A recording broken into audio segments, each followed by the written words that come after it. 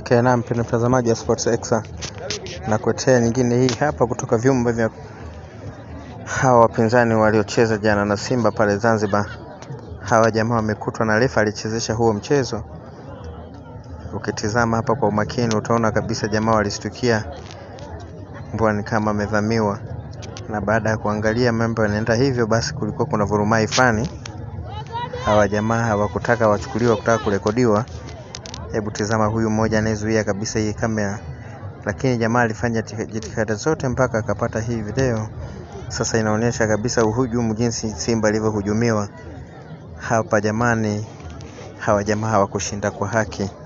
Sijui wewe unasemaje kama mchezeshaji, coach, tunasema hakimu anakutwa yupo na mpinzani, yupo na mhasimu.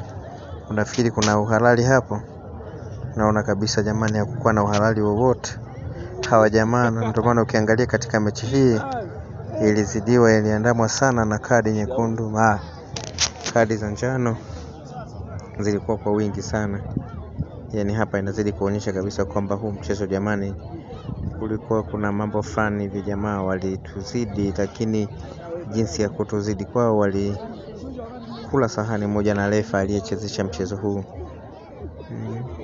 Walikula sahani moja na refa wa mchezo huu, na ndio maana mambo yamekuwa kama yalivyo. Mambo sio mambo.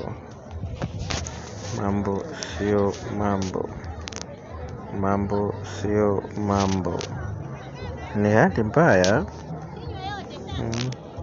Japo tujui hii songo mbingo lilishaje, lakini inaonyesha kabisa kwamba kulikuwa kuna sintofahamu.